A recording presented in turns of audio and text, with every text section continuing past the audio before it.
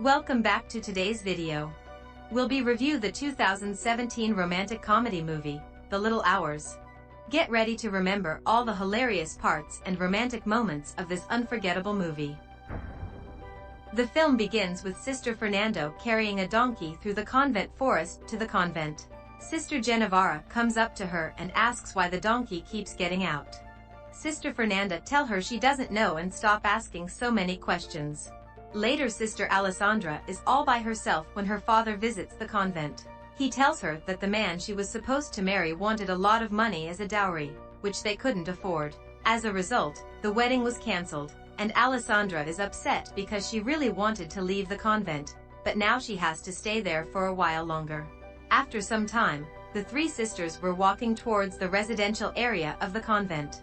On their way, they encountered the groundskeeper, who stared at them despite their repeated warnings to avoid speaking or looking at them. The sisters became furious and retaliated by throwing vegetables and using farming tools to attack him. They made it clear to him that he should never speak or look at them again. Later on, the movie shifted to a castle where Lord Bruno and his wife, Francesca, were having dinner together. Lord Bruno was talking non-stop about financial matters and wars with other lands, but Francesca paid no attention and ignored him. Instead, she exchanged glances with Macedo, their manservant, who was standing nearby. It was revealed that they were having an affair and often engaged in intimate encounters when Lord Bruno was absent in the evenings. During one of their encounters, while Macedo and Francesca were being intimate, Lord Bruno unexpectedly walked in on them. Macedo had to quickly escape through the window and rushed back to the servants' quarters. Lord Bruno pursued him to the quarters, but Macedo had already made it to bed and pretended to be asleep. Bruno tried to identify him by placing his hands on the chests of all the servants, eventually detecting Macedo's increased heartbeat. However, due to the darkness, he couldn't see his face clearly. In order to recognize him in the morning, Bruno decided to cut off Macedo's ponytail. However, Macedo was clever. As soon as Bruno left, he swiftly cut off the ponytails of all the servants, ensuring that he wouldn't be easily identified in the morning. When morning came, Bruno was unable to identify Macedo, which infuriated him. Later that day, Francesca, Bruno's wife, overwhelmed by her intense desires, disregarded any sense of discretion and attempted to be intimate with Macedo in an open area. Unfortunately, Bruno discovered them and commanded his guards to capture Macedo and punish him. Macedo swiftly escaped and fled into the forest, managing to evade the pursuing guards. In the forest, Macedo encountered Father Tommaso from the convent. Father Tommaso, who was already drunk, had his cart overturned, scattering his belongings everywhere. Macedo felt sorry for him and assisted in gathering up the scattered items. To express his gratitude, Father Tommaso offered Macedo shelter for the night at the convent. At night, during their conversation, Macedo confided in Father Tommaso, revealing that he was fleeing from Lord Bruno and needed a safe place to hide. He also disclosed his affair with Francesca, expressing his shame for committing such a sin. Father Tommaso sympathized with Macedo and offered him the position of groundskeeper, as the previous groundskeeper had quit after being attacked by the sisters. In order to protect Macedo from any abuse, Father Tommaso advised him to pretend to be mute and deaf, as it would give the sisters no reason to mistreat him. The following day, as Macedo was working in the courtyard, Fernanda noticed him and, not recognizing him, felt the urge to confront him. She approached Macedo and questioned his identity. However, at that moment, the head of the convent, Sister Maria, intervened and informed Fernanda that Macedo was the newly appointed groundskeeper. Despite the clarification, both Fernanda and Alessandra remained suspicious of Macedo. Later that evening, someone threw stones at Fernanda's window. When she opened the window, she discovered that it was her friend Marta who had come over to spend time with her. Excitedly, they both made their way to Alessandra's room, where the three of them gathered and started drinking wine. Alessandra hesitated at first, but eventually joined in and reluctantly had some wine with them. Marta then shared with Fernanda and Alessandra that she believed the greatest pleasure in the world came from being intimate with a man. She mentioned hearing about a potion made from belladonna plant that could intoxicate any man. The conversation sparked curiosity and intrigue among the three friends. As they were all feeling the effects of the alcohol, Fernanda and Marta began to share a kiss, embracing their newfound desires. However, when they attempted to undress Geneva, she expressed her fatigue and explained that she needed to retire to her own room. Understanding Geneva's request, Fernanda kindly assisted her in returning to her room. Once there, Geneva and Fernanda finally became intimate after sharing a passionate kiss. The next morning, Alessandra comes to see Macedo. Alessandra sought solace in confiding in Macedo, believing he couldn't hear her. Overwhelmed with frustration about her life, she leaned in and kissed him, longing for the connection she desired with a man. Macedo, caught off guard, reciprocated the kiss. They were both consumed by their desire and attempted to take their intimacy further. However, Macedo suddenly halted their actions, realizing the risk of being caught. Later that day, Fernanda and Marta ventured into the woods in search of the belladonna plant to create the potion they had discussed. After successfully finding the plant, Marta skillfully crafted the potion, cautioning Fernanda not to consume it directly. Unbeknownst to them, Geneva had been observing their activities from a distance. Filled with anticipation, Fernanda and Marta entered Macedo's room, their intentions clear. They physically confronted him, wanting to determine if the potion had any effect. They undressed him and initiated passionate kisses. However, in a sudden turn of events, they abruptly halted their actions and abruptly left his room. Geneva gathered the courage to confront Fernanda about their intimate encounter from the previous night. With a vulnerable heart, she asked Fernanda if what they shared held any significance to her. However, Fernanda responded coldly, explaining that they were simply intoxicated and having fun, dismissing their connection as inconsequential. These words shattered Geneva's heart. The next day, Bishop Bartolomeo paid a visit to the convent, warmly received by Tommaso and Maria, who guided him on a tour.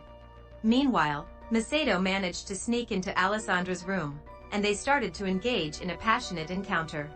Unexpectedly, an elderly nun entered the room, seemingly oblivious to their presence, and began embroidering fabrics. Alessandra swiftly composed herself and joined the older nun in embroidering, blending in discreetly. Realizing the risk of being discovered, Macedo swiftly rose and made his escape through the window.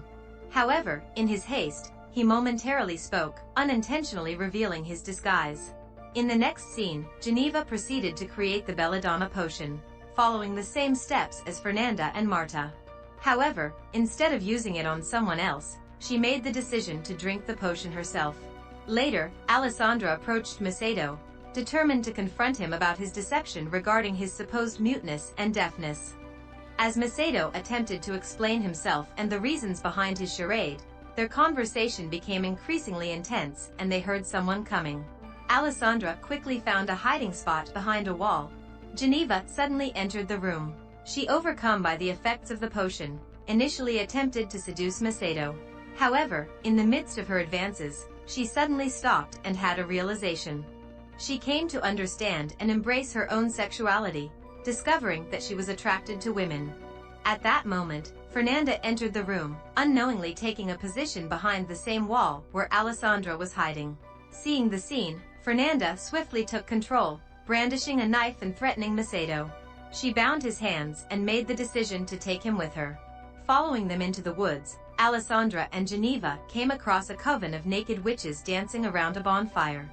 Fernanda climbed on top of Macedo as she planned to kill him after making love with him while he was bound to the altar. Geneva, under the influence of the belladonna, joined the witches in their dance, not fully realizing that she wasn't one of them.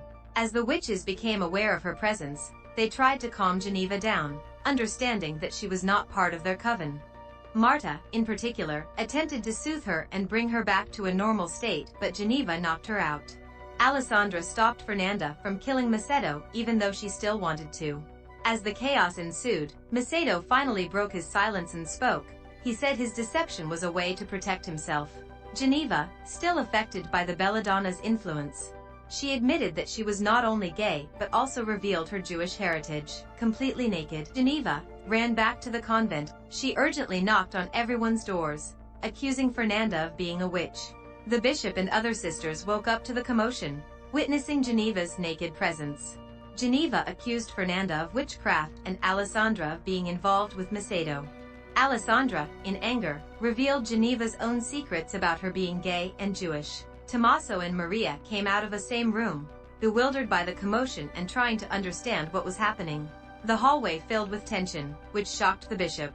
The following day, the bishop addressed the sins committed by the individuals involved. Each sister was given penance as a form of punishment for their actions. Unfortunately, Tommaso faced a more severe consequence, as he was stripped of his priesthood and sent away to live as a monk in a monastery. Macedo, on the other hand, was sent back to Lord Bruno's castle, where he faced imprisonment as a consequence of his involvement in the events that unfolded. Later, while gathering flowers one day, the sisters found it in their hearts to apologize to each other for their past betrayals and to forgive one another. They shared their worries about Macedo's safety, fearing that he might face harm. Meanwhile, at the castle, Lord Bruno revealed to Macedo that he had a new wife, who he believed would be a better lover once she reached adulthood. He also informed Macedo that Francesca, being from an enemy village, had been locked behind a wall with a boar and a dog as punishment. In a twisted show of gratitude, Lord Bruno promised to keep Macedo alive but vowed to torture him daily until his eventual demise. Desperate for escape, Macedo pleaded with the guards to help him break free. However, they callously refused and instead taunted him. Just then, a turtle carrying a lit candle on its back passed by, catching the guards' attention. Unbeknownst to them, the sisters had cleverly orchestrated this distraction. The guards, intrigued by the turtle, followed it in wonder, allowing the sisters to sneak into the prison. The sisters successfully freed Macedo, leaving behind a dummy in his place. Together, they escaped from the castle and fled into the safety of the woods. In the meantime, Maria took the donkey and made her way to meet Tommaso in the woods. When they found each other, they embraced tightly, confessing their deep love for one another. As they enjoyed this moment, the other sisters and Macedo rushed past them. Sensing their presence, Tommaso and Maria hid nearby, keeping their love a secret for the time being. Meanwhile, Fernanda noticed the donkey standing alone and became curious. Before she could investigate further, Geneva quickly intervened, grabbing Fernanda's arm and urging her to run. They swiftly joined the others and disappeared into the woods. Tommaso and Maria, finally reunited, shared a passionate kiss, overjoyed to be together at last. And that's the end of the movie. Thank you for watching this video. We hope you enjoyed it. Don't forget to subscribe to our channel for more exciting videos like this one. We'll see you in our next video.